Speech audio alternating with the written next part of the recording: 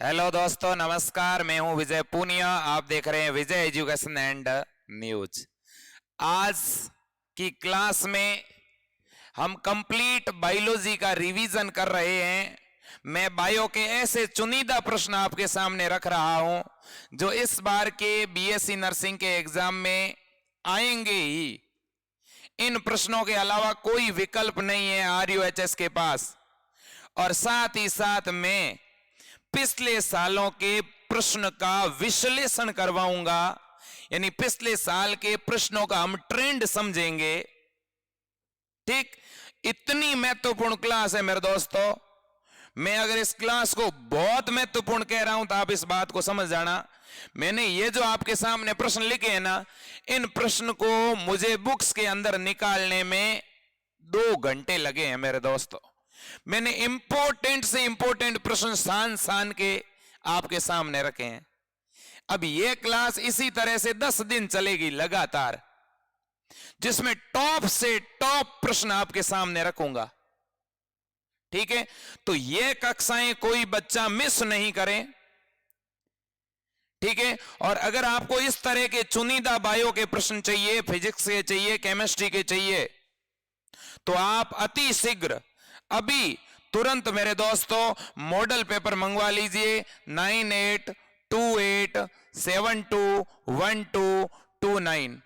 इस नंबर के ऊपर आपको 99 रुपए फोन पे, गूगल पे या पेटीएम करना होगा और उसका स्क्रीनशॉट लेकर के पुनः इसी नंबर के ऊपर क्या करना है, व्हाट्सएप करना है मेरे दोस्तों आपको।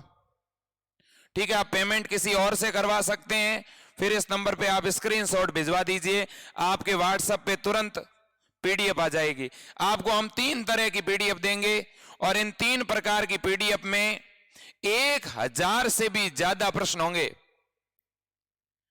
ठीक है, और हर एक प्रश्न का विश्लेषण होगा। अगर आप हर एक प्रश्न को विश्लेषित करेंगे तो ये 3000 से भी ज्यादा प्रश्नों का खजाना बन जाएगा मेरे दोस्तों। तो आप जरूर लें। पीडीएफ में आपको पहले तो क्या मिलेंगे, इंग्लिश और हिंदी दोनों में मॉडल पेपर, फिर क्या मिलेगी, तीनों ही सब्जेक्ट की क्वेश्चन बैंक मिलेगी, और क्या मिलेगी मेरे दोस्तों, क्वेश्चन बैंक फर्स्ट और मिलेगी क्वेश्चन बैंक सेकंड। तो बहुत सा स्टडी मटेरियल केवल 99 रुपए में मिल रहा है मेरे दोस्तों। यह सुनहरा मौका है, यह ऑफर आपके लिए सीमित समय के लिए है। इसके बाद में पुनः इनकी प्राइस मेरे दोस्तों 200 रुपए कर दी जाएगी। तो इसलिए आप जरूर लें, मैं आपसे आग्रह करता हूं। ठीक है, आपको अगर ये स्टडी मटेरियल लेना है तो तुरंत इस नंबर पे आप गूगल पे, फोन पे या पेटीएम करके उसका स्क्रीनशॉट लेकर के पुनः इसी नंबर पे व्हाट्सएप मैसेज कर दो। चलो अब आगाज करते हैं आज की क्लास का। देखिए मेरे दोस्तों, सबसे पहले क्वेश्चन की तरफ चलते हैं। सबसे पहला जो क्वेश्चन है वो है, अल्ट्रासाउंड में किस प्रकार की ध्वनि तरंग काम में आती है। आंसर देते रहना साथ में। अल्ट्रासाउंड सोनोग्राफी नाम सुना होगा आपने। अल्ट्रासाउंड सोनोग्राफी में ध्वनि तरंग कौन सी काम में लेते हैं मेरे दोस्तों। ध्वनि तरंग 3 तरह की होती है, श्रव्य, अश्रव्य, पराश्रव्य। पराश्रव्य को अल्ट्रासाउंड ही कहते हैं। तो मेरे दोस्तों अल्ट्रासाउंड सोनोग्राफी है तो उसमें ध्वनि भी किस तरह की ध्वनि तरंग होगी मेरे दोस्तों, पराश्रव्य ध्वनि तरंग। ये क्वेश्चन मान के चलना, ये सबसे लास्ट टॉपिक में से क्वेश्चन है मेरे दोस्तों। तो पराश्रव्य ध्वनि तरंगों का उपयोग अल्ट्रासाउंड सोनोग्राफी में किया जाता है। अगले प्रश्न पे चलते हैं। अगला प्रश्न है, किसी अंग का त्रिविमीय स्पष्ट चित्र, मान लो मुझे ब्रेन की, मुझे मेरे इंटेस्टाइन की, हार्ट की, फेफड़ों की मेरे दोस्तों एक जांच करवानी है, उसका पूरा का पूरा इमेज देखना है, 3 डायमेंशनल में त्रिविमीय चित्र प्राप्त करना है। बताओ एक्सरे से प्राप्त कर लोगे? नहीं। सोनियोग्राफी से पता चल जाएगा? नहीं। तो ऑप्शन 2 ही बचे, एक सीटी स्कैन और एक एमआरआई। बताओ देखें आज के टाइम में ये दोनों सीटी स्कैन और एमआरआई सबसे ज्यादा प्रचलन है मेरे दोस्तों इनका। मान लो किसी के ब्रेन के अंदर कोई ट्यूमर है, गांठ है, तो मेरे दोस्तों अगर मुझे उसका पता लगाना है आंतरिक अंग के अंदर, तो मुझे पूरा का पूरा इसका 3 डायमेंशनल व्यू देखना पड़ेगा। इसलिए मेरे दोस्तों एमआरआई करवाई जाती है। क्या? एमआरआई। बहुत ही मोस्ट क्वेश्चन है मेरे दोस्तों, मुझे लगता है ये क्वेश्चन आपके एग्जाम में इस बार प्रिंट हो चुका है। एमआरआई का फुल फॉर्म है मैग्नेटिक रेजोनेंस इमेजिंग। याद रख लोगे? ठीक है, अगले प्रश्न पे चलते हैं। सीटी स्कैन में कौन सी तरंग काम में आती है? अब ये आपके लायक प्रश्न है। सीटी स्कैन में कौन सी तरंग काम में आती है मेरे दोस्तों? तो तरंग का क्या नाम है? एक तो आपका है एक्स रे, ठीक है, एक्स किरणें काम में लेते हैं हम। लेकिन अगर आपसे यूं कहे कि किसी अंग का स्पष्ट त्रिविमीय चित्र प्राप्त करना है, एमआरआई करवानी है, तो इसमें कौन सी तरंग काम में लेंगे? तो इसमें मेरे दोस्तों चुंबकीय जो तरंगे होती है, जो रेडियो तरंगे होती है, उन्हें अपन यहां पर यूज में लेते हैं। ठीक है, अब आगे चलते हैं। तो देखो 3 बड़े आंसर आ गए। सोनियोग्राफी में कौन सी? पराश्रव्य ध्वनि तरंग। सीटी स्कैन में कौन सी? तो मेरे दोस्तों एक्स किरण। चुंबकीय तरंगे कहां पे काम में लोगे? तो सर एमआरआई में। ठीक है, अब आगे चलते हैं। हृदय के इलेक्ट्रिक सिग्नल की स्टडी, आपको पता है मेरे दोस्तों किसी के हार्ट में गड़बड़ी हो जाती है। मेरी बात को आज बड़ी गहनता से सुनना है आपको। पिछली बार 2020-21 के अंदर है एक प्रश्न आया था, आरयूएचएस ने एक प्रश्न दिया था हार्ट के बारे में। क्या दिया था? कि हार्ट का वह कौन सा भाग है जहां से विद्युत सिग्नल जनरेट होते हैं हार्ट को कॉन्ट्रैक्ट करने के। क्रियात्मक विभव सबसे पहले कहां से उत्पन्न होता है? तो उसका आंसर था एस ए नोड। इसका मतलब हार्ट के अंदर इलेक्ट्रिक सिग्नल, विद्युत तरंगे जनरेट तो होती है ना भाई। हार्ट की जो मसल्स है वो हार्ट को कॉन्ट्रैक्ट करवाने के लिए कुछ मैसेज देती है। ठीक है, तो मेरे दोस्तों जो ये इलेक्ट्रिक सिग्नल है, इन्हें अगर मैं पता लगाना चाहूं कि हार्ट के चेंबर सही ढंग से काम कर रहे हैं कि नहीं कर रहे, तो मैं हार्ट की क्या करवाऊंगा? हार्ट की एमआरआई करवाऊंगा क्या? नहीं। सोनोग्राफी? नहीं। CT scan? नहीं। तो हार्ट की क्या करवाते हैं? ईसीजी। क्या करवाते हैं मेरे दोस्तों? ईसीजी। ये बात कभी मत भूलना, हार्ट के तंत्रिका, पेशियों आदि का इलेक्ट्रिक सिग्नल जो है उसकी स्टडी किससे की जाती है? ईसीजी। आपने ईसीजी, जिसका पूरा नाम है क्या? इलेक्ट्रो जो है कार्डियोग्राम। ठीक है, तो इलेक्ट्रोकार्डियोग्राम और इलेक्ट्रोकार्डियोग्राफी दोनों नाम याद रखने हैं। दिमाग की जाती है ईईजी, इलेक्ट्रो एनसेफेलोग्राफी। एक क्या है? ईईजी, और एक होता है ईसीजी। बताओ दोनों एक ही है क्या? नहीं। ईसीजी किसकी करते हैं? हार्ट की। ईईजी किसकी करते हैं? तो सर ब्रेन की। बताओ ये बात आपके समझ में आ रही है? मैं आप सभी से अनुरोध करता हूं आज मेरे दोस्तों, आप अब चूंकि मैंने मैराथन क्लासेस लेनी शुरू कर दी है, मतलब अब मैंने क्लास के अंदर जो मैं स्टडी मटेरियल दूंगा ना, वो और कोई नहीं दे सकता, क्योंकि मुझे मालूम है लोग इतनी मेहनत नहीं करते, सीधा किसी न किसी पेज का फोटो खींच करके उसके ऑप्शनों को बता देते हैं, बस इससे ज्यादा कुछ नहीं करते। ये तो आप खुद ही कर लोगे। तो आप इस बात को समझे मेरे दोस्तों। आप कई बार ऐसे प्लेटफॉर्म पर पढ़ने के लिए चले जाते हैं जिनको मेरे दोस्तों खुद जानकारी नहीं है, नर्सिंग क्या होती है, फार्मेसी क्या है, पैरामेडिकल क्या है। तो इसलिए मैं आप सभी से आग्रह करता हूं, किसी ऐसे प्लेटफॉर्म पर जाके नहीं पढ़ें, ठीक है, जिन्हें मेरे दोस्तों पूरी जानकारी नहीं है, क्योंकि हो सकता है, ठीक है, आपको जितना नॉलेज है उतना उनको हो ही नहीं। तो इसलिए इससे बेहतर तो है आप खुद पढ़ें, समझे मेरी बात को।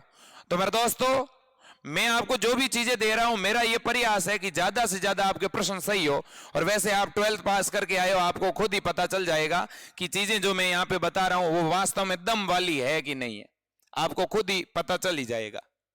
अगला प्रश्न देखो, बहुत बढ़िया क्वेश्चन है। बेर और पलास ये दो पौधे हैं। पलास को मेरे दोस्तों जंगल की आग भी कहते हैं, वन की आग। जानते हो क्यों? क्योंकि इसके जो पुष्प होते हैं ना, पुष्प, वो इतने ज्यादा लाल रंग के होते हैं, इसके पूरे पौधे पर जब पुष्प आ जाते हैं तो ऐसे लगता है जैसे जंगल में आग लग गई है। तो देखो मेरे दोस्तों, बेर और पलास का जो पौधा होता है, इस पौधे से जो लाख प्राप्त करते हैं, उस लाख को क्या कहते हैं?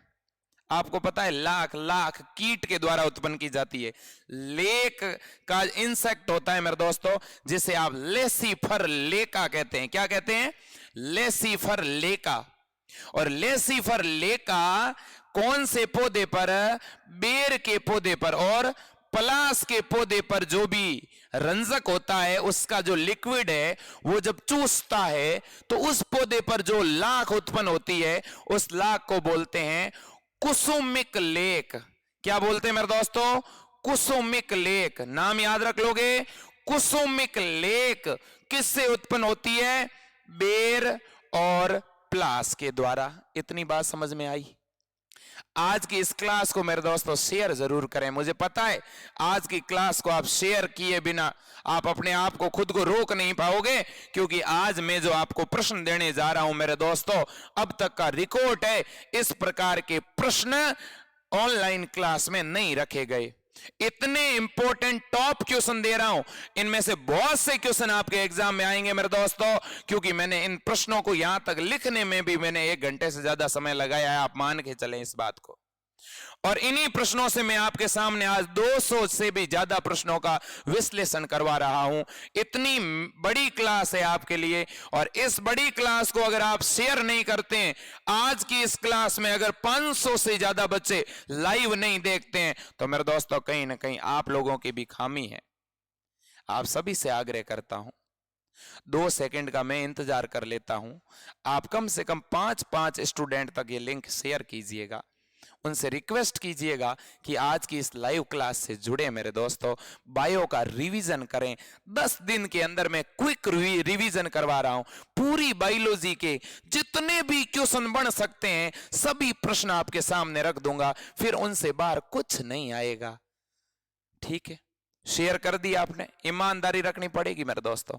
जब मैं ईमानदारी से हर एक चीज आपके सामने रख रहा हूं, तो आपको भी ईमानदारी रखनी पड़ेगी, क्योंकि मुझे अब ऐसे लगने लगा है कि मेरे दोस्तों आप मेरे बहुत करीब है, दूर होकर के बहुत करीब है, क्योंकि आप लोग मुझे इतना सपोर्ट करते हैं, इतना प्यार दे रहे हैं मेरे दोस्तों, इतनी इज्जत और सम्मान दे रहे हैं। ठीक है, इसके लिए मेरे पास कहने के लिए कोई शब्द नहीं है। चूंकि 5 जनवरी बहुत नजदीक है और हमारे बर्थडे पर हम एक बहुत बड़ा प्रोग्राम आपके लिए लेके आ रहे हैं। आपको बहुत बड़े गिफ्ट मेरी तरफ से, ठीक है, इस कलम के द्वारा जितने दे सकता हूं वो 5 जनवरी को दूंगा मेरे दोस्तों। तो देखिएगा, यहां पर बैक्टीरियल डिजीज इन पोल्ट्री। मेरे दोस्तों, मैं यहां पे एक बात लिखना चाहता हूं। ठीक है, मैं एक बात लिखना चाहता हूं। क्या लिखूंगा मैं यहां पे? सुन लो आप पहले मेरे दोस्तों। 2020-21 के अंदर, यानी मेरे दोस्तों जब बीएससी नर्सिंग का एग्जाम हुआ था इस पिछली जनवरी को, तो मेरे दोस्तों यहां प्रश्न क्या था जानते हो? यहां बैक्टीरिया की जगह केवल वायरस लिखा हुआ था। क्या लिखा हुआ था? कि पोल्ट्री यानी मुर्गियों में विषाणु से होने वाली बीमारी कौन सी है? तब वहां पे आंसर लिखना था रानी खेत। तो इस बार यह प्रश्न आ सकता है कि जीवाणु से मुर्गियों में होने वाली बीमारी कौन सी है। मेरे दोस्तों ये दो नाम हर एक बच्चा याद रखना, ठीक है। एक तो पुलोरम, एक तो क्या याद रखना, पुलोरम, और एक याद रखना fowl cholera. Pullorum and fowl cholera ये दोनों बीमारी जीवाणुओं से होती है। तो जीवाणु जनित रोग है, और किस में होते हैं ये रोग? मुर्गियों में। किसमें? मुर्गियों में। याद रख लोगे? ओके। अगला प्रश्न क्या है? अगला प्रश्न है कैंसर के बारे में कि एपिथेलियल सेल जो होती है उनमें जब ट्यूमर हो जाती है, उनमें जब गांठ हो जाती है, तो उस गांठ को क्या कहते हैं? एपिथेलियल टिश्यू होता कौन सा है पहले ये समझो मेरे दोस्तों। जैसे अपनी आहार नाल है, तो आहार नाल के अंदर वाला जो आवरण है वो उपकला उत्तक का बना हुआ है। किसी भी अंग के अंदर का आवरण, खोखले अंग के अंदर का आवरण और खोखले अंग के बाहर का आवरण हमेशा एपिथेलियल टिश्यू का बना होता है। और उस एपिथेलियल टिश्यू, उस उपकला उत्तक की कोशिका अनियंत्रित ढंग से जब विभाजित होती है मेरे दोस्तों, वहां गांठ बन जाती है, वहां ट्यूमर बन जाती है, और उस ट्यूमर को, उस कैंसर को कार्सिनोमा कहते हैं। क्या कहते हैं मेरे दोस्तों? कार्सिनोमा। याद रख लोगे? ठीक है। ये इसी तरह से एक होता है ऑस्टियोमा, हड्डी में होने वाला कैंसर। याद रखें इस बात को। लिम्फोमा, ठीक है। ये सारे नाम आपको मिलेंगे, ठीक है। नेक्स्ट है मलेरिया में कंपकंपी के साथ बुखार कब आता है? वेरी वेरी मोस्ट क्वेश्चन है, मेरे दिल के बहुत करीब है मेरे दोस्तों।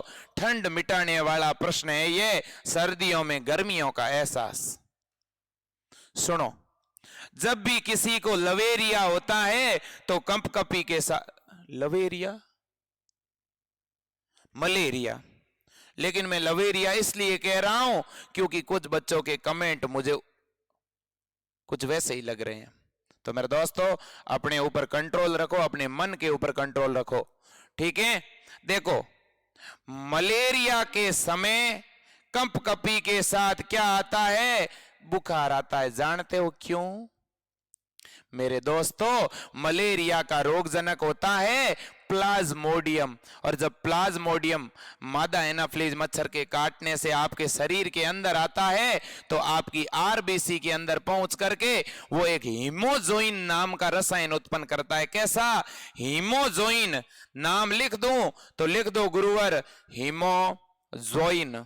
मैं नाम बोल रहा हूं, वो नाम आप लिखते रहना। अगर कोई चीज आपको विजिबल नहीं भी होती हो तो भी मैंने बोला तो आप जरूर लिखना, और वो भी यहां पे लिखना। ऐसा नहीं है कि इस कान से सुन करके इससे निकाल दिया, कि चाहे कुछ भी हो जाए सर जो भी बोलेंगे ना वो इस कान से सुन के इससे निकाल दूंगा, ये मत करना। अब सुनो तो मेरे दोस्तों, हीमोजोइन वो केमिकल है जिसकी वजह से आपको ठंड लग करके फीवर आता है, वो आता है मलेरिया में। याद रखना। अब नेक्स्ट है मेरे दोस्तों अमीबिएसिस। नाम सुना होगा, अमीबिएसिस। अमीबिएसिस बीमारी, पिछली बार का ये प्रश्न था, अमीबिएसिस बीमारी किस रोगाणु के कारण होती है? ऑप्शन में लिखा हुआ था protozoa, virus, bacteria, fungi. Chat box में बताओ देखे किसकी वजह से होती है? बैक्टीरिया, प्रोटोजोआ, फंजाई या वायरस? अमीबिएसिस बिल्कुल सही सोच रहे हो, प्रोटोजोआ से होती है। किससे होती है? प्रोटोजोआ से। लेकिन कौन से प्रोटोजोआ से होती है मेरे दोस्तों? कौन से प्रोटिस्टा से होती है? तो सर उस प्रोटोजोआ का नाम है एंट अमीबा हिस्टोलिटिका। क्या नाम है? एंट अमीबा, एंट अमीबा हिस्टोलिटिका, हिस्टोलिटिका। एंट अमीबा हिस्टोलिटिका से कौन सी बीमारी होती है? अमीबिएसिस। याद रख लोगे। नेक्स्ट है किस रोग में, किस रोग को, अरे वाह क्या प्रश्न बनाया है बच्चों आपने, कितना इंपॉर्टेंट प्रश्न बनाया है। किस रोग को आप एपिडेमिक पर्टोसिस कहते हैं। बताओ देखें, जिसने पढ़ा है ना तुरंत वो आंसर देगा, और मैं हर एक कमेंट पर नजर रखूंगा। ये वीडियो जरूर मेरे दोस्तों प्रीमियर चल रहा है, लेकिन जब आप ये देख रहे हो तो मैं भी इस वीडियो को देख रहा हूं, मैं भी आपके कमेंट को देख रहा हूं, ये समझ लेना आप, ठीक है। तो देखो मेरे दोस्तों, किस रोग को एपिडेमिक पर्टोसिस कहते हैं? बताओ देखें। आपने देखा होगा एक बीमारी होती है जिसमें बच्चों के यहां पे यूं बड़ी बड़ी सूजन आ जाती है, मुंह फूल करके बड़ा हो जाता है, ठीक है ना। फिर वो यहां एक बड़ी सी यूं टेप चिपकाते हैं जिसमें यूं छेद होते हैं, आपने देखा होगा। जानते हो इस बीमारी को क्या कहते हैं? हमारे यहाँ पे इसको मारवाड़ी में लापड़िया कहते हैं। क्या? लापड़िया। लेकिन मेरे दोस्तों बायोलॉजी में इसे मम्स या गलसुआ, क्या कहते हैं? मम्स या गलसुआ। मेरे दोस्तों यहाँ पेरोटिड नाम की जो ग्लैंड और इसके अलावा हमारे जो लिम्फोइड टिश्यू होते हैं यहाँ पर है, उनके अंदर सूजन आ जाती है संक्रमण के कारण। ये वायरस से होने वाला रोग है मेरे दोस्तों। कुछ लोग इसके ऊपर यूं मोटी मोटी टेप चिपका लेते हैं, उससे ठीक है नहीं होता, ये खुद ब खुद ठीक होता है एंटीबॉडी बढ़ने से। तो इस बीमारी का दूसरा नाम है मम्स। इसी को मेरे दोस्तों गलसुआ भी कहते हैं। बताओ ये बात आपके समझ में आई तो एक दबाएं, ठीक है। तो मेरे दोस्तों एपिडेमिक पर्टोटिस, ठीक है। चलो अगला है एलर्जी के दौरान मास्ट कोशिका और बेसोफिल कोशिका क्या बनाती है? बताओ देखें, कितने होशियार हो मुझे पता चल जाएगा। ये क्वेश्चन 5,000 रुपए के लिए हैं, जो आंसर देगा उसे मैं 5,000 लिख के दूंगा। देखो मेरे दोस्तों, एलर्जी के दौरान मास्ट सेल और बेसोफिल क्या देती है, क्या स्रावित करती है? हिस्टामिन और प्रोस्टाग्लैंडिस। क्या? हिस्टामिन और प्रोस्टाग्लैंडिस। प्रोस्टाग्लैंडिस। मेरे दोस्तों वीडियो को लाइक करते रहें, अपने दोस्तों के साथ शेयर जरूर करते रहें। मेरे साथियों आपके लिए ये इतना टाइम दे रहे हैं। देखिएगा कल शाम को क्लास ढंग से हो नहीं पाई थी, इसलिए मॉर्निंग में एक बड़ी क्लास लेके आया। तो देखो मेरे दोस्तों, टिटेनो इस्मिन, ये नाम पहले आपने सुना है कहीं? टिटेनो इस्मिन। क्या?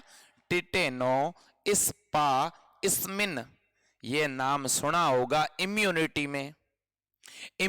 में मेरे दोस्तों आपने एक टीका पढ़ा होगा, टॉक्सोइड। टीकों के प्रकार में पढ़ा होगा, लाइव वैक्सीन, किल्ड वैक्सीन और टॉक्सोइड, जीव विष। मेरे दोस्तों टिटेनस एक ऐसी बीमारी है जो क्लोस्ट्रीडियम टिटेनी नाम के बैक्टीरिया से उत्पन्न विषैले पदार्थ से होती है। तो क्लोस्ट्रीडियम टिटेनी नाम का जो बैक्टीरिया है वो एक जहरीला पदार्थ स्रावित करता है, और वो जहरीला पदार्थ मेरे दोस्तों हमारे तंत्रिका तंत्र पर हमला करता है। इसलिए उस जहर को न्यूरोटॉक्सिन कहते हैं। क्या कहते हैं? न्यूरोटॉक्सिन। और उस न्यूरोटॉक्सिन का नाम है टिटेनो इस्मिन। याद रख लोगे? तो बताओ टिटेनो इस्मिन का श्रावण कौन करता है? क्लोस्ट्रीडियम टिटेनी नाम का जीवाणु। और ये कैसा टॉक्सिन है सर? ये न्यूरोटॉक्सिन है। न्यूरोटॉक्सिन क्या होते हैं सर? ऐसे टॉक्सिन होते हैं जो नर्वस सिस्टम पर हमला करते हैं, तंत्रिका तंत्र पर। बात पल्ले पड़ गई, आगे बढ़े। अरे मेरे दोस्तों ये क्वेश्चन बहुत महत्वपूर्ण है, मेरे दिल के करीब है, स्टार मार्क जरूरत पड़ेगी। हार्मोन मोचक आईयूडी। मेरे दोस्तों आईयूडी का मतलब होता है इंट्रा यूटेराइन डिवाइस, अंतः गर्भाशयी युक्तियां। आपको पता है कि जब एक कोई दंपति, एक पति पत्नी जिनकी नई नवेली दुल्हन है, नया नवेला दूल्हा है, शादी हो गई, लेकिन वो ये चाहते हैं कि हमें फैमिली प्लानिंग जो है 30 वर्ष के बाद करनी है, 30 वर्ष तक हमें कोई संतान की जरूरत है नहीं है, हम हमारे करियर पर फोकस करेंगे। तो ऐसी परिस्थिति में मेरे दोस्तों वो क्या करते हैं कि जो महिला होती है वो अपने गर्भाशय के अंदर कुछ ऐसे उपकरण, कुछ ऐसी युक्तियां लगा देती है जिससे शुक्राणु और अंडाणु मिल नहीं पाते और वो महिला गर्भवती नहीं हो पाती। इसलिए ऐसे उपकरणों को आईयूडी कहते हैं। मेरे दोस्तों आईयूडी अलग अलग प्रकार के होते हैं, जिनमें एक आईयूडी होता है कॉपर का श्रवण करने वाला, कॉपर मोचक, एक होता है हार्मोन मोचक। ठीक है, परीक्षा में प्रश्न आ गया निम्न में से कौन सा हार्मोन मोचक आईयूडी है। हार्मोन मोचक का मतलब है महिला के गर्भाशय में आपने एक उपकरण लगा दिया, एक युक्ति लगा दी, वो युक्ति क्या करेगी, हार्मोन का श्रवण करेगी, जिससे महिलाओं में अंडाणु या तो बनेगा नहीं, या बनेगा तो लेट बनेगा या पहले बनेगा। ठीक, अब देखो मेरे दोस्तों, तो हार्मोन मोचक आईयूडी कौन सा है, एक तो है LNG-20 और एक है प्रोजेस्टास्ट। याद रख लेना मेरे दोस्तों, इसमें सबसे ज्यादा फेमस है LNG-20। ठीक है, अगर आपसे पूछ ले LNG-20 किस प्रकार का आईयूडी है, हार्मोन का श्रवण करने वाला कि कॉपर का श्रवण करने वाला, हार्मोन का श्रवण करने वाला, याद रख लोगे। वेरी गुड, अच्छे बच्चे हो आप लोग, मुझे पता चल गया। अभी भी बहुत सारे बच्चे रजाई के अंदर बैठे यूं ओढ़ करके दुबक करके और पढ़ाई कर रहे हैं, है ना, बहुत अच्छी बात है, बढ़िया बात है। जरूर आपका नंबर आएगा। इस बार राजस्थान में सीटें बढ़ चुकी है मेरे दोस्तों, और मैं आपको गवर्नमेंट कॉलेज में देखना चाहता हूं मेरे दोस्तों। और जिस दिन आपका नंबर गवर्नमेंट कॉलेज में आएगा उस दिन आपके मम्मी पापा बहुत खुश होंगे मेरे दोस्तों, और जिस दिन उनके चेहरे पर स्माइल होगी, मान लेना कि मेरे चेहरे पर भी स्माइल होगी।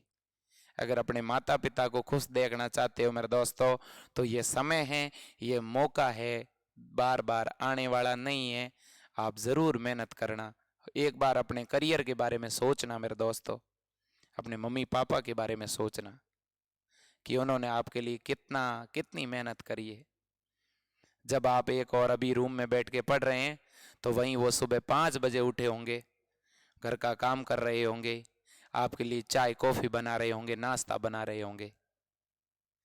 ठीक है, चलो, तो मेरे दोस्तों कॉपर मोचक आईयूडी कौन से हैं, तो कॉपर मोचक आईयूडी के अंदर मेरे दोस्तों एक तो है कॉपर टी। महिलाएं, बहुत सी महिलाएं कॉपर टी लगाती है गर्भाशय के अंदर, वो कॉपर टी कॉपर का श्रवण करती है, जिससे मेरे दोस्तों शुक्राणु और अंडाणु, जो शुक्राणु की गतिशीलता कम हो जाती है, वो शुक्राणु अंडाणु तक पहुंच नहीं पाता, या पहुंचता है तो मर जाता है। ठीक है, एक कॉपर टी और एक होता है कॉपर 7, कॉपर टी, कॉपर 7, और एक मेरे दोस्तों मल्टी लोड 375। क्या, मल्टी लोड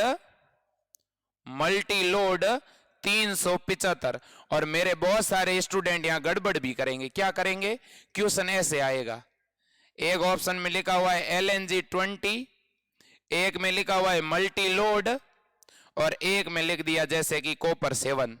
क्वेश्चन क्या आया, निम्न में से कौन सा कॉपर मोचक आईयूडी है, तो कॉपर मोचक आईयूडी है। ठीक है, नहीं है या है तो थोड़ा दिमाग लगाना कि केवल कॉपर लिखा हुआ है वो ही कॉपर मोचक आईयूडी नहीं है, जिसके आगे कॉपर नहीं भी है और मल्टी लोड लिखा हुआ है तो भी ये कॉपर मोचक आईयूडी है। तो कॉपर मोचक आईयूडी कौन सा है, मल्टी लोड, और कौन सा है, कॉपर 7, और कौन सा है, कॉपर टी, और कौन सा नहीं है, LNG। ठीक है, इतना याद रखना मेरे दोस्तों। अब इसके बाद में अपन बात करें किसकी, इसी टॉपिक से, ये जनसंख्या टॉपिक है, डायफ्राम, वोल्ट और कंडोम। देखो मेरे दोस्तों, महिलाएं नॉर्मली या पुरुष में कह दूं, हर एक दंपति ये चाहती है कि वो फैमिली प्लानिंग करती है कि भाई अपने को इस टाइम में संतान चाहिए, हमें हमारा करियर बनाना है। पहले तो क्या होता था मेरे दोस्तों, बच्चियों की शादी बाल्यावस्था में हो जाती थी, 15 साल 14 साल की उम्र में, और वो बेचारी अपने करियर को नहीं बना पाती थी। ठीक है, करियर क्या होता हमारे मेरे दोस्तों, आपको पता ही है, अपन राजस्थान के अंदर बाड़मेर जैसलमेर के अंदर बहुत ज्यादा बाल विवाह हुआ करते थे पहले, लेकिन अब बहुत जागरूकता आई है मेरे दोस्तों, बहुत से लोग जागरूक हुए हैं, और अब एक और अपने इंडिया में कानून भी आ गया। तो इसका मतलब ये है कि एक कोई दंपति अगर ये चाहती है कि मुझे तो जो है फैमिली प्लानिंग करनी है और मुझे पहले संतान की जरूरत नहीं है, तो एक तो वो हार्मोन मोचक और कॉपर मोचक आईयूडी काम में ले सकते हैं। ये जब तक उपयोग में लेंगे तब तक संतान नहीं होगी, और जैसे ही कॉपर टी हटवा देगी तो फिर वो गर्भवती हो सकती है। इसी तरह से कुछ और उपाय होते हैं जिनका नाम है रोधक उपाय। रोधक उपाय वो होते हैं मेरे दोस्तों जो अपन लंबे समय के लिए यूज में नहीं लेते, कुछ समय के लिए, थोड़े समय के लिए। ठीक है, तो मेरे दोस्तों रोधक उपाय का मतलब है जो शुक्राणु और अंडाणु को मिलने से रोकते हो, बैरियर मेथड कहते हैं। रोधक उपाय में एक तो आता है कंडोम। ठीक है, कंडोम के द्वारा मेरे दोस्तों शुक्राणु और अंडाणु को मिलने से रोका जा सकता है। दूसरा, ये कंडोम मेरे दोस्तों यौन संक्रामक रोगों के संचरण को भी रोकता है। ये एक बार आपके बीएससी नर्सिंग में 2014 में आया था, शायद या 15 में क्वेश्चन आया था कि सेक्सुअल ट्रांसफर डिजीज को जो है रोकने के लिए कौन सा बैरियर मेथड काम में लिया जाता है। तो याद रखना वहां बैरियर मेथड कौन सा, कंडोम। इसके अलावा दो और रोधक उपाय होते हैं मेरे दोस्तों, जिसमें एक का नाम है डायफ्राम और एक का नाम है वोल्ट। ये वोल्ट विभव अंतर का मात्रक नहीं है वो। ठीक है, तो ये 3 प्रकार के रोधक उपाय है। अगर परीक्षा में पूछ ले कि निम्न में से कौन सा रोधक उपाय नहीं है, तो दिमाग में रखना ये तो रोधक उपाय है, ये भी है, ये भी है, और मान लो इसकी जगह दे दिया कॉपर 7, तो बताओ ये रोधक उपाय है? नहीं, याद रखना पड़ेगा। अब इसके बाद में आगे चलते हैं। अगला प्रश्न क्या है गुरुवर? अगला प्रश्न है मायोग्लोबिन के बारे में, और यह तो पक्का प्रश्न आएगा इस बार का, 5 स्टार क्वेश्चन है मेरे दोस्तों। आप मुझे इतना बता दो कि अपने ब्लड के अंदर ऑक्सीजन कौन लेके जाता है? हीमोग्लोबिन। एक हीमोग्लोबिन का अणु कितने ऑक्सीजन के अणुओं को लेके जाता है? 4 को। ठीक है, तो एक तो ऑक्सीजन को ले जाने वाला हो गया हीमोग्लोबिन। ठीक है, यानी आरबीसी में ऑक्सीजन है, हीमोग्लोबिन से जुड़ी हुई है। ठीक है, दूसरा मेरे दोस्तों जो हमारी पेशियां होती है ना, कौन सी पेशियां? लाल रंग की पेशियां। लाल रंग की पेशियों में एक लाल रंग का वर्णक है, उसका नाम है मायोग्लोबिन। क्या नाम है? मायोग्लोबिन। मायोग्लोबिन। मेरे दोस्तों ये जो मायोग्लोबिन है ना, ये मायोग्लोबिन भी कुछ मात्रा में ऑक्सीजन के अणुओं को क्या करता है? स्टोर करता है। अब भाई मायोग्लोबिन ऑक्सीजन को क्यों स्टोर कर रहा है? क्योंकि मेरे दोस्तों आप जितने भी काम करते हो, अधिकांश काम में आपकी पेशियां ही तो ऊर्जा बनाती है कि नहीं बनाती है? तो पेशियों को ऊर्जा बनाने के लिए ग्लूकोज को तोड़ना पड़ेगा, और ग्लूकोज को तोड़ने के लिए क्या चाहिए? ऑक्सीजन चाहिए। तो इसलिए पेशियां अपना खुद का ऑक्सीजन स्टोर रखती है, याद रखना। और पेशियां अपना स्टोर ऑक्सीजन का किस रूप में रखती है? मायोग्लोबिन के रूप में। तो मायोग्लोबिन मेरे दोस्तों ऑक्सीजन को स्टोर करता है, याद रख लेना। पेशियों के अंदर, लाल पेशियों में मायोग्लोबिन होता है। ठीक है, समझ में आ गई बात? समझ में आ गई बात? वेरी गुड, समझदार हो आपके, बहुत जल्दी समझ में आ जाता है। अब सुनो अगला प्रश्न क्या है। हाँ, ये बहुत बढ़िया प्रश्न है, ये पिछली बार शायद आपके आ भी चुका है। ठीक है, तो इससे मिलता जुलता इस बार पेशियों से रिलेटेड एक प्रश्न जरूर बनेगा, और मुझे लगता है मायोग्लोबिन वाला ही बनेगा।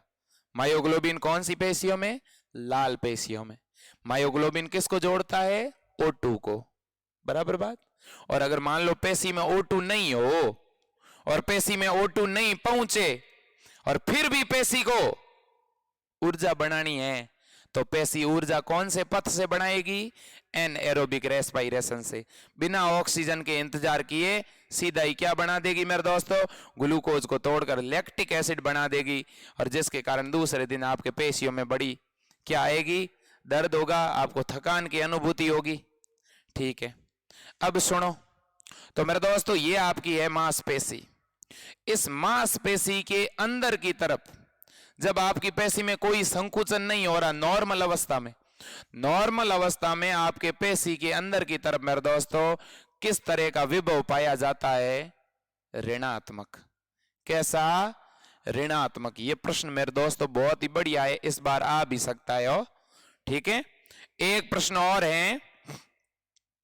एक प्रश्न है मोनोकोट और डाइकोट के बारे में, रंध्र से रिलेटेड। ये तो गजब का प्रश्न है। देखो आप क्या प्रश्न है, सुनो मेरे दोस्तों। रंध्र तो नाम आपने सुना ही होगा, रंध्र को कौन नहीं जानता? स्टोमेटा। पत्तियों पर रंध्र 3 प्रकार के होते हैं। ठीक है, एक तो ऐसी पत्ती जिसके ऊपर जितने रंध्र है उतने ही रंध्र नीचे है, इसलिए ऐसी पर्ण को उभय रंध्री, इंग्लिश में बोलते हैं एम्फी स्टोमेटल। मेरे दोस्तों, मेरे प्यारे भैया, मेरी बात को सुनना। देखो, तो उभय रंध्री जो पत्तियां हैं, इसके तो दोनों सतह पर रंध्र बराबर है। तो इस तरह की पत्तियां कौन सी वाली है? आपने देखा होगा अपने बाजरा जो होता है, गेहूं जो है, चावल जो है, ये जितने भी अनाज होते हैं ना, अनाज, इनकी पत्तियां यूं रहती है, यूं।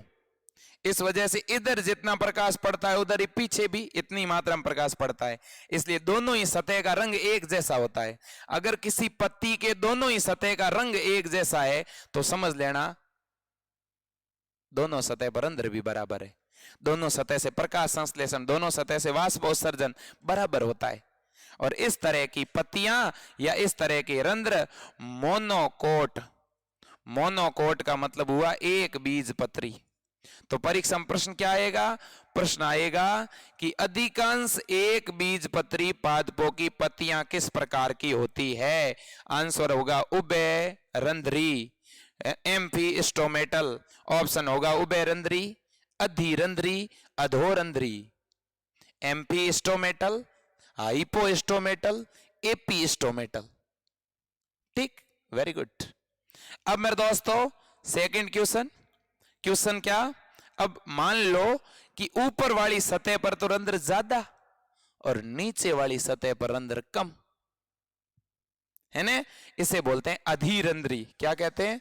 अधिरंध्री। ठीक है, तो यहां पे मेरे दोस्तों अधिरंध्री पत्तियां किस में पाई जाती है? तो देखो, अधिरंध्री पत्तियां डाइकोट में होती है। डाइकोट का मतलब है द्विबीज पत्री, और द्विबीज पत्री में मेरे दोस्तों दालें आती है, जैसे चना हो गया, मूंग हो गई, उड़द, अरहर। ठीक है, ये आपकी खेजड़ी, रोहिड़ा, बबूल, ठीक है, नीम, ये भी द्विबीज पत्री। जिनके तने हट्टे कट्टे होते हैं आपके जैसे, जो बहुत लंबे मोटे चौड़े से पौधे होते हैं, वो सारे द्विबीज पत्री होते हैं। जानते हो क्यों?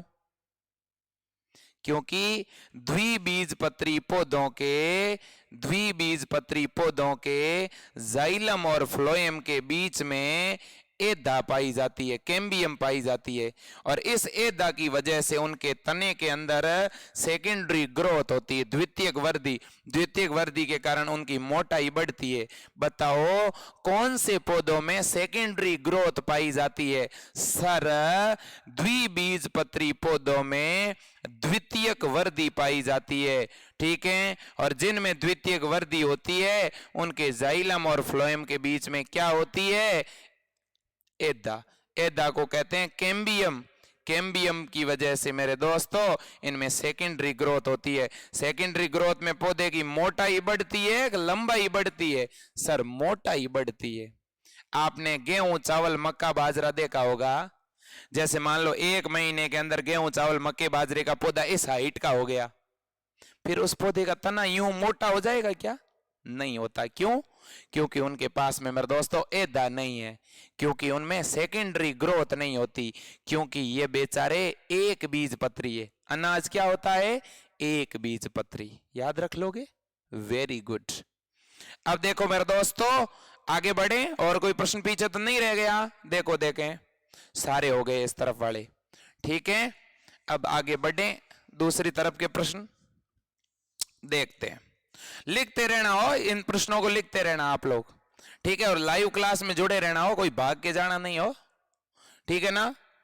आज तो सब कुछ आपको होल्ड ही करना है बस, ठीक है ना? उत्सर्जन तंत्र को भी थोड़ा ठीक है जो है रेस्ट देने की जरूरत है। अब देखो मेरे दोस्तों, अरे वाह क्या प्रश्न है मेरे दोस्तों, क्या प्रश्न है। मोल्टस नाम सुना है वैज्ञानिक का? उसने जनसंख्या के बारे में बताया था, पॉपुलेशन के बारे में। तो मेरे दोस्तों, विश्व जनसंख्या दिवस कब मनाते हैं? वर्ल्ड पॉपुलेशन डे कब मनाते हैं सर? 11, क्या 11 भाई? जनवरी की जुलाई? बता दो। अब ये तो आप कमेंट बॉक्स में बताओगे, ये जीके का प्रश्न है। एक तो विश्व एड्स दिवस, एक विश्व जनसंख्या दिवस, ये दोनों अपने दिए हुए हैं, याद रखना। मैं लिख देता हूं, विश्व एड्स दिवस, ये भी आपके पाठ्यक्रम में। जानते हो कौन से टॉपिक में? ये ह्यूमन हेल्थ एंड डिजीज में। ठीक है, अगले प्रश्न पे चलते हैं। जनसंख्या को प्रभावित करने वाले कारक कौन से हैं? एक ऐसा प्रश्न आ सकता है कि निम्न में से कौन सा कारक मानव जनसंख्या को प्रभावित करता है? तो याद रखना, जन्म दर, मृत्यु दर क्या प्रभावित करती है क्या? हाँ, ठीक है, याद रखना।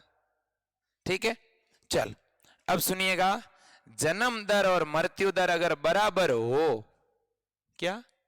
जन्म दर और मृत्यु दर अगर बराबर हो तो जो जनसंख्या का ग्राफ प्राप्त होता है वो ग्राफ किस टाइप का होता है? नॉर्मली ग्राफ दो तरीके के हैं, एक तो एस वक्र वाला और दूसरा जे वक्र वाला। और ये इस जनसंख्या वाले टॉपिक में very very very very very most, ठीक है? याद रखना मेरे दोस्तों, आज के टाइम में दुनिया की जो जनसंख्या है ना, उसका ग्राफ कैसा है? जे।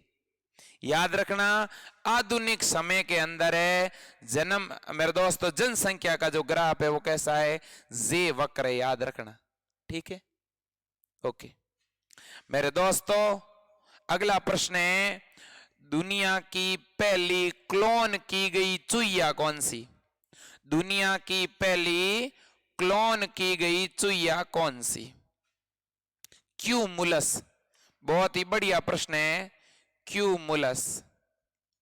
लेकिन इतने से नहीं होगा, क्यूमुलस को बनाने के लिए कौन सी तकनीक काम में ली गई, कौन सी विधि?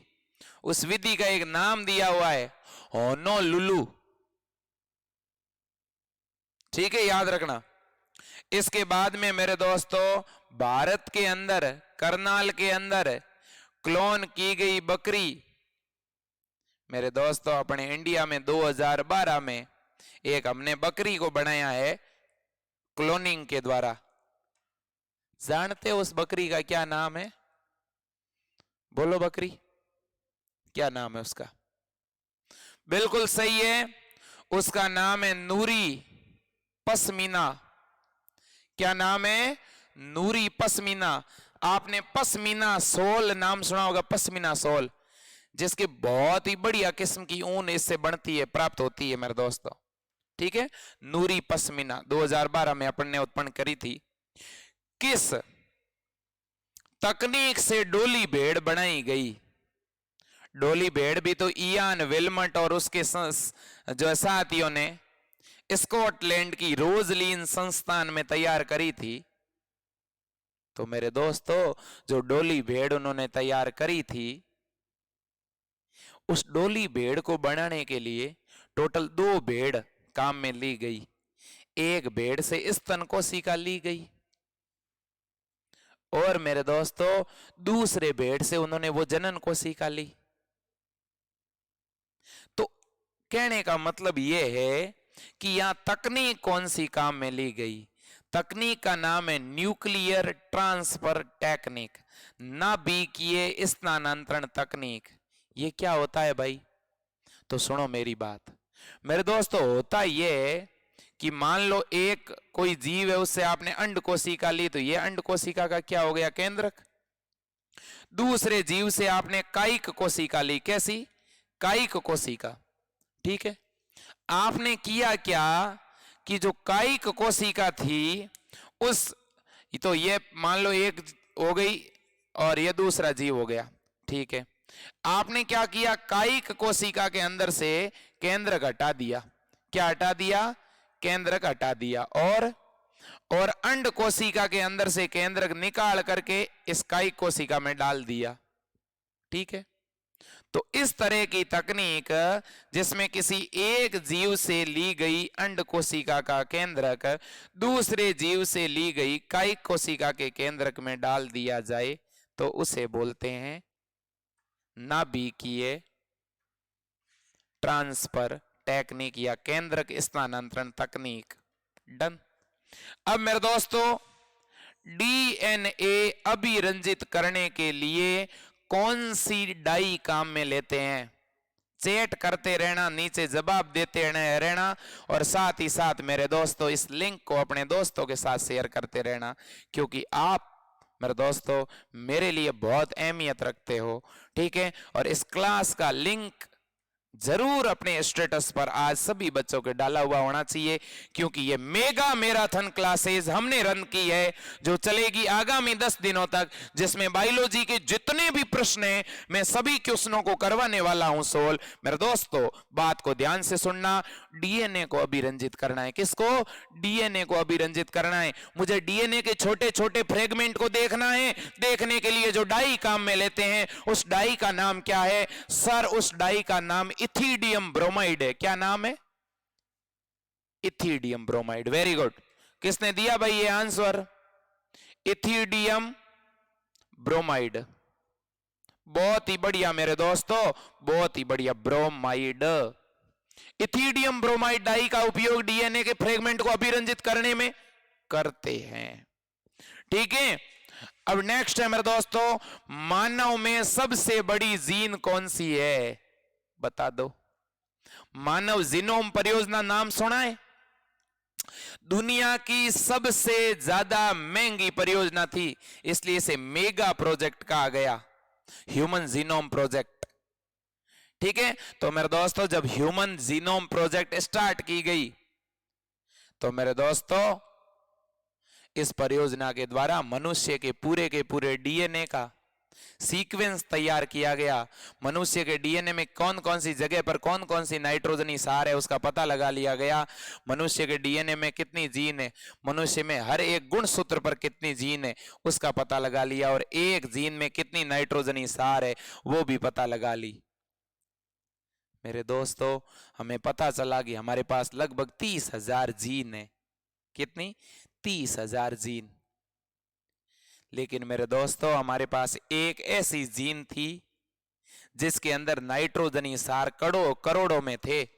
उस जीन का नाम है डिस्ट्रोफिन। क्या नाम है? डिस्ट्रोफिन। डिस्ट्रोफिन बिगेस्ट जीन है, लार्जेस्ट जीन है, लॉन्गेस्ट जीन है। याद रखना मेरे दोस्तों सबसे बड़ी जीन का नाम है डिस्ट्रोफिन। अब जो सबसे बड़ा होगा, जो विजेता होगा, उसी को तो ट्रॉफी मिलेगी। तो ट्रॉफी किसको दी? बड़े को। तो डिस्ट्रोफिन, ट्रॉफी से याद रखना, ट्रॉफिन, डिस्ट्रोफिन सबसे बड़ी जीन। और इसमें नाइट्रोजनी सार कितना होता है? 2.4 करोड़। कितनी नाइट्रोजनी सार होती है डिस्ट्रोफिन में? 2.4 करोड़। अब मेरे दोस्तों अगला तो प्रश्न जो है ना वो आप ये मान लो कि पेपर में छप गया, प्रिंट हो गया, प्रिंटिंग प्रेस से एक पेज मेरे पास आ गया। ऐसा मैं नहीं कह रहा, क्योंकि मेरे दोस्तों आपको पता ही है कि अनुचित साधनों का उपयोग और उनके बारे में सोचना भी आज के टाइम में, ठीक है। तो सुनिएगा मेरे दोस्तों, वुबली बेस, वोबल परिकल्पना पढ़ी होगी आपने। और मेरे दोस्तों मुझे पता है आप सभी पढ़ने वाले बच्चे हो, आपको यह संकल्पना जरूर याद होगी। यह संकल्पना कहां पे लिखी हुई है? आपके मानव जीनोम परियोजना से थोड़ा सा पहले पेज को पलटो, जहां पे लिखा हुआ है जेनेटिक कोडोन, आनुवंशिक कूट।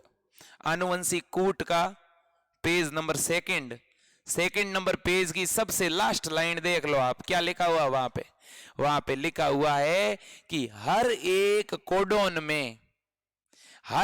कोडोन में कितनी नाइट्रोजनी सार होती है? 3।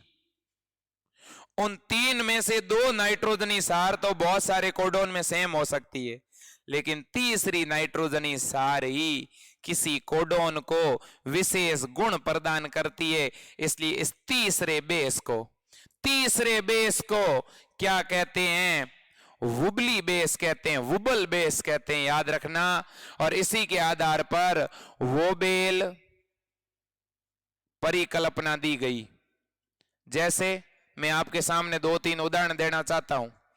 जैसे मैंने लिखा यू यू यू, ठीक है, फिर यू यू जी, फिर यू यू सी, फिर यू यू ए। देखो आप, इसके अंदर भी यू यू है, इसमें भी यू यू है, इसमें भी यू यू है, इसमें भी यो यो है, लेकिन लास्ट में देखो इसमें यू है, इसमें जी है, इसमें सी है, इसमें ए है। तो मेरे दोस्तों स्टार्टिंग के जो 2 नाइट्रोजनी सार है इन्हें बोलते हैं उभयनिष्ठ कोड, लेकिन लास्ट वाला जो है उसे बोलते हैं वुबली बेस। तो एक कोडन के अंदर, एक कोडोन में नाइट्रोजनी सार कितने होते हैं? 3। और उसमें तीसरा जो नाइट्रोजनी सार है उसे क्या कहते हैं? वोबल सार, वुबल बेस। याद रख लोगे? Very good. और टोटल कितने नाइट्रोजनी सार है मेरे दोस्तों, आप बताओ देखे। आनुवंशिक कोडोन पढ़े होंगे, टोटल कितने कोडोन है? तो टोटल कोडोन है 64 कोडोन है। और एक नाइट्रोजनी सार में, एक कोडोन में कितनी सार है? 3। और हर एक कोडोन के लिए कितना एमिनो अम्ल होता है? 1। क्या 64 के 64 कोडोन के लिए अमीनो अम्ल होता है? नहीं, केवल 61 सारों के लिए अमीनो अम्ल है, 61 कोडोन के लिए अमीनो अम्ल है। 3 ऐसे कोडोन है जिनके लिए कोई अमीनो अम्ल नहीं है, इसलिए ऐसे कोडोन को क्या कहते हैं? स्टॉप कोडोन कहते हैं। क्या कहते हैं? Stop codon. अब आप मेरे दोस्तों स्टॉप कोडोन के नाम बताओ देखे चैट बॉक्स में, जल्दी लिखो, सभी बच्चे लिखेंगे।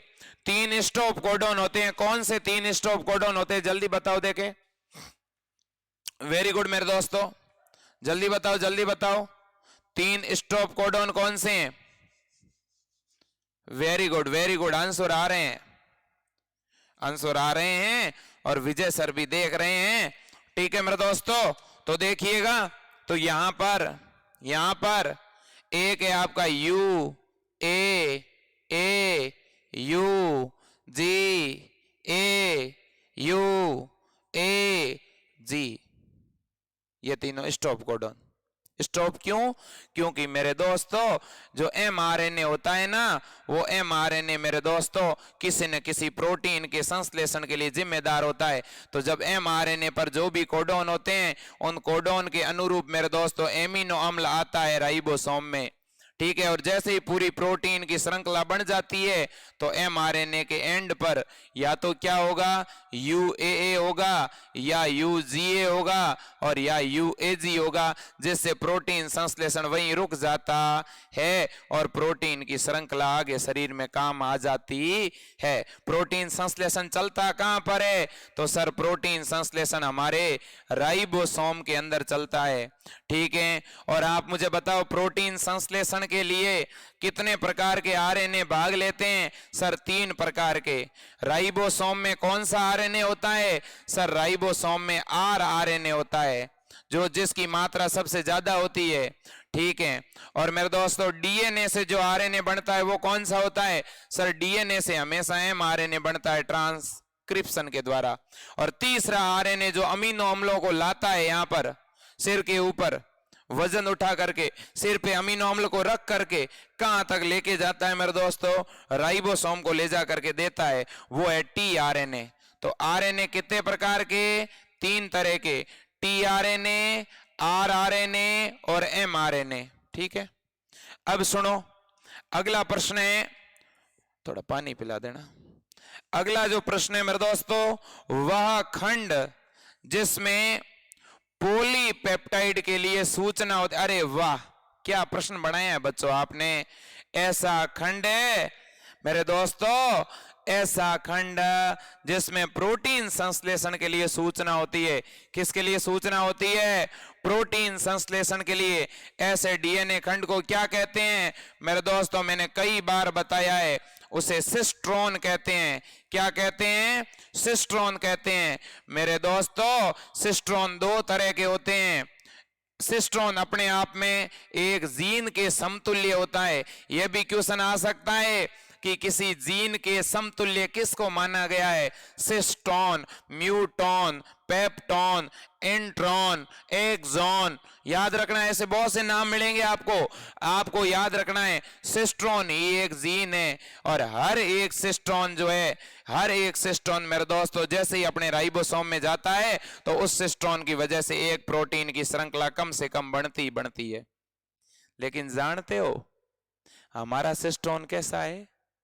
हमारे हर एक सिस्ट्रोन से एक ही प्रोटीन की श्रृंखला बनेगी, लेकिन जो जीवाणु होते हैं ना प्रोकैरियोटिक, उनका जो एक सिस्ट्रोन होता है ना, वो अकेला सिस्ट्रोन एक से ज्यादा प्रोटीन को बना सकता है। इसलिए ऐसे सिस्ट्रोन को पॉलीसिस्ट्रोन कहते हैं। तो बताओ पॉलीसिस्ट्रोनिक जीन किसके पास होते हैं? पॉलीसिस्ट्रोन किस में होता है? पॉलीसिस्ट्रोन तो सर पॉलीसिस्ट्रोन तो बैक्टीरिया में होता है, प्रोकैरियोट में। और मोनोसिस्ट्रोन किस में होता है? सर वो तो यूकैरियोट में होता है।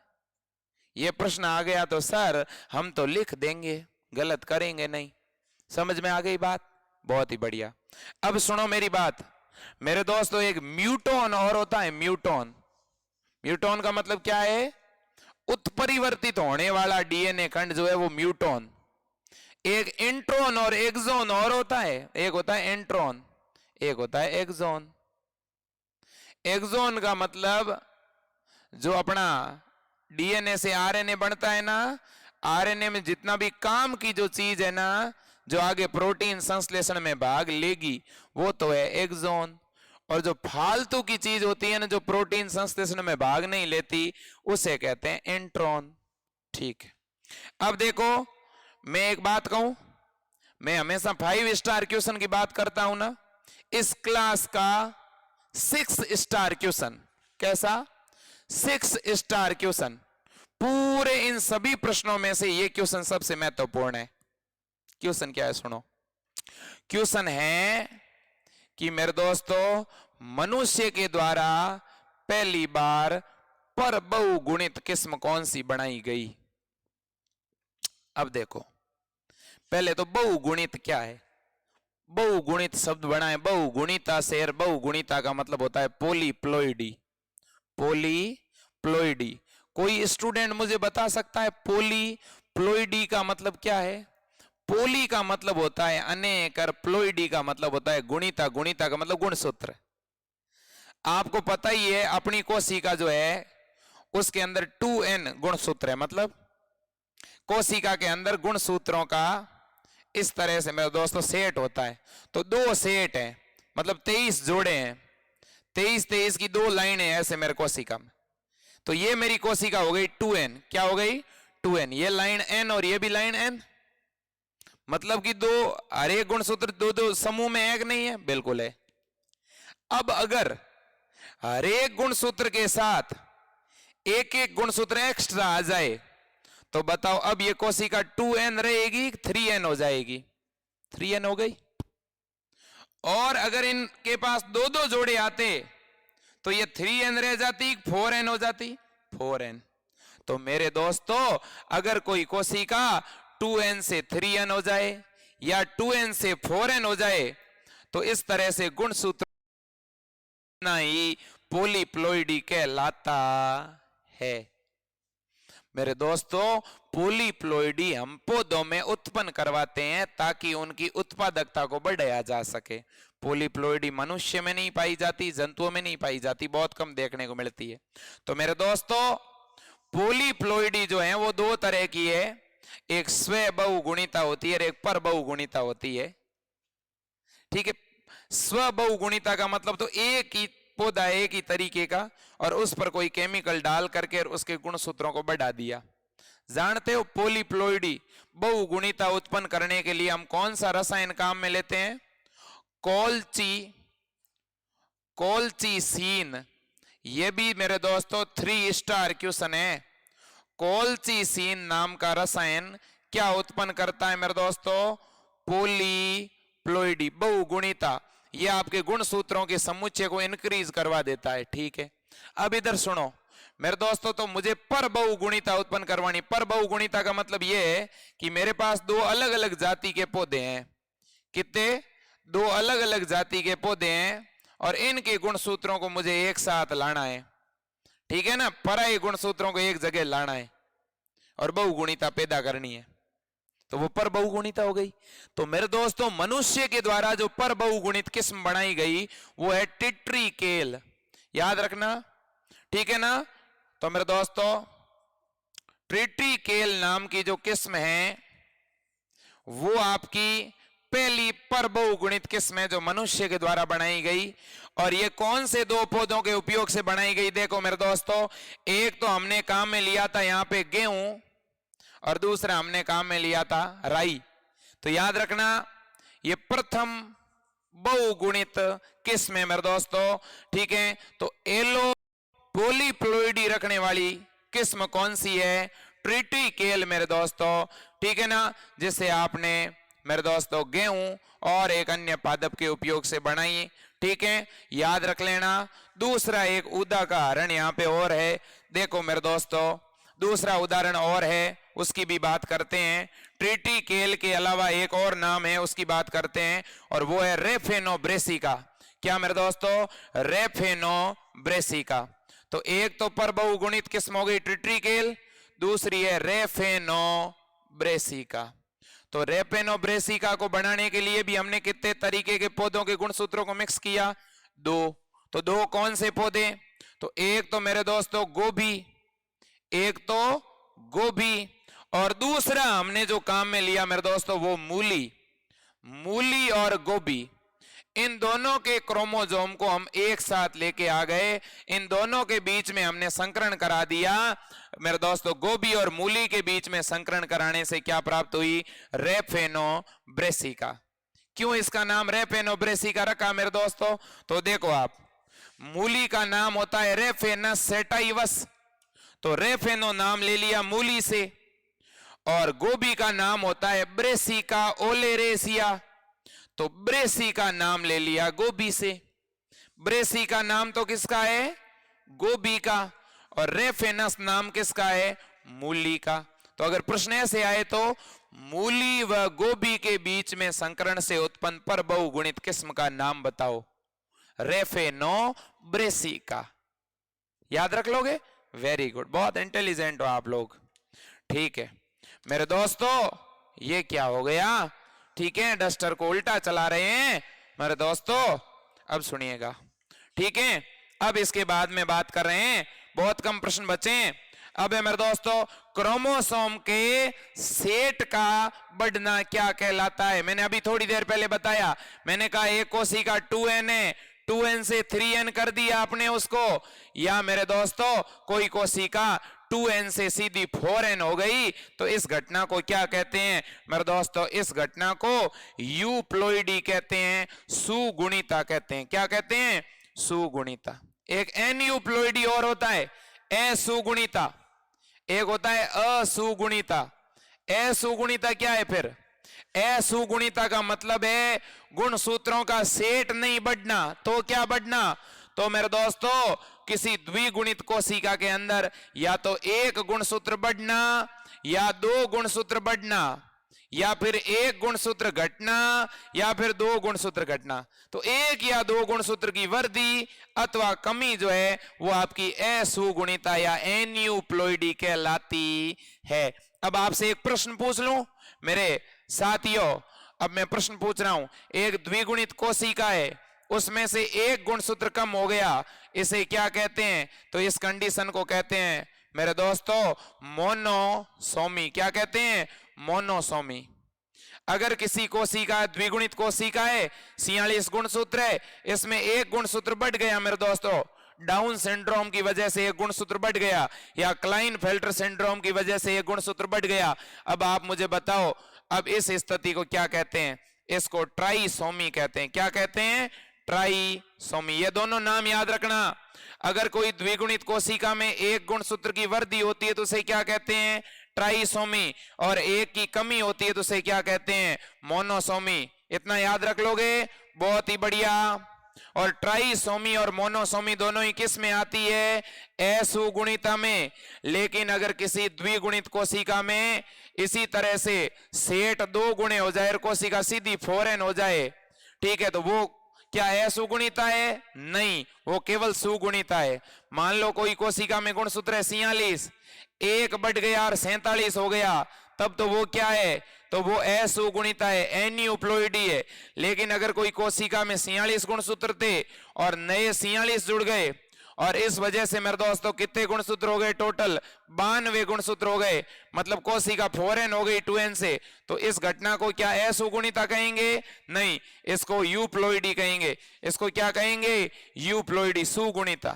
ठीक है, अब नेक्स्ट क्वेश्चन है, प्यूरिन का प्रीमिडीन के द्वारा प्रतिस्थापन क्या कहलाता है? मेरे दोस्तों उत्परिवर्तन के अंदर हम ये चीज पढ़ते हैं और ये प्रश्न बहुत से बच्चों के गलत हो जाते हैं। प्रश्न क्या है देखो मेरे दोस्तों, मेरे पास में मान लो ये कोई कोडोन है ZAG, ये कोडोन है, ये मेरे डीएनए के ऊपर कोई नाइट्रोजनी सार है, इस तरह से हुआ उत्परिवर्तन। हुआ क्या? उत्परिवर्तन। और मेरे दोस्तों एडिनिन को यहां पर जो है आपने एक चांटा लगाया कान के नीचे और ये यहां से भाग गया। आपको पता होना चाहिए एडिनिन और ग्वानिन, इन दोनों को अपन प्यूरिन कहते हैं। क्या कहते हैं? प्यूरिन। और डीएनए में एक होती है साइटोसिन, ठीक है ना मेरे दोस्तों, एक होती है साइटोसिन और एक होती है थाइमिन, इन दोनों को पिरिमिडीन कहते हैं। क्या कहते हैं? पिरिमिडीन। अब मेरे दोस्तों मेरे पास ये कोडोन है ZAG, ठीक है। अब यहां पे हुआ क्या? ये एडिनिन है, एडिनिन क्या है? प्यूरिन है। एडिनिन को हटा दिया और यहां पर आ गया थाइमिन। अब आप ही मुझे बताओ, यहां पर प्यूरिन को हटा रहा है, कौन हटा रहा है? पिरिमिडीन। तो जब किसको? प्यूरिन को हटा करके उसकी जगह कौन आ जाए? पिरिमिडीन आ जाए मेरे दोस्तों, मतलब एडिनिन को थाइमिन हटा दे या ग्वानिन को साइटोसिन वहां से भेज दे उसके घर, तो ऐसी परिस्थिति में इसे ट्रांसवर्सन कहते हैं। क्या कहते हैं मेरे दोस्तों? इस घटना को ट्रांसवर्सन कहते हैं, ठीक है। लेकिन इसका उल्टा होता। उल्टा कैसे? जैसे यहां ZAG है, ठीक है, और यहां पे मेरे दोस्तों एडिनिन को थाइमिन नहीं हटाता, एडिनिन हट जाता और इसकी जगह ग्वानिन आ जाता। कौन आ जाता? ग्वानिन। तो बताओ एडिनिन भी प्यूरिन और ग्वानिन भी प्यूरिन, तो जब प्यूरिन को प्यूरिन हटाता है तो उसे क्या कहते हैं मेरे दोस्तों? तो इसे याद रख लेना, ट्रांजिशन कहते हैं। तो प्यूरिन को प्यूरिन हटाए, पिरिमिडीन को पिरिमिडीन हटाए, तब तो है ट्रांजिशन, और प्यूरिन को पिरिमिडीन हटाए तो है वो ट्रांसवर्सन। याद रख लोगे क्या? Very good. अगला प्रश्न है मेरे दोस्तों, हाँ बहुत ही बढ़िया प्रश्न है मेरे दोस्तों, सुनो। आपसे अगर कोई पूछे कि उत्परिवर्तन का अध्ययन किसने किया? उत्परिवर्तन का मेरे दोस्तों, उत्परिवर्तन की खोज तो ह्यूगो डी वेरिज ने की थी इवनिंग प्रिमरोज में, ठीक है मेरे दोस्तों। किसी भी जीव के अंदर उत्परिवर्तन कब उत्पन्न हो सकता है? जब उसके ऊपर कोई उत्परिवर्तन उत्पन्न करने वाले कारकों का प्रभाव पड़े, जैसे पराबैंगनी किरणें हो गई, एक्स किरणें हो गई, कुछ रासायनिक पदार्थ हो गए, ये जीवों में उत्परिवर्तन उत्पन्न कर सकते हैं। ठीक है, तो पहली बार उत्परिवर्तन उत्पन्न किया किसने, किसमें प्रेरित उत्परिवर्तन करके प्रयोग किया? तो वो वैज्ञानिक था मूलर। कौन था? मूलर। मूलर ने मेरे दोस्तों पहली बार ड्रोसोफिला मेलेनाजोस्टर, जिसे फल मक्खी कहते हैं, उस मक्खी पर दे डाल दी एक्स किरणें, मक्खी के तो होश ही उड़ गए। तो ड्रोसोफिला मेलेनाजोस्टर पर एक्स किरणों के उपयोग द्वारा उत्परिवर्तन का अध्ययन मूलर ने किया था। यह प्रश्न आ सकता है, याद रख लेना। तो ड्रोसोफिला पर एक्स किरणों का एक्सपेरिमेंट किसने करवाया? मूलर ने करवाया। याद रख लोगे, ड्रोसोफिला पर एक्स किरणें डाल करके उत्परिवर्तन का पता किसने लगाया? मूलर ने लगाया। ठीक है, ओके। अब मेरे दोस्तों, सहलगनता नाम सुना है? सहलगनता, उसे लिंकेज कहते हैं। क्या कहते हैं?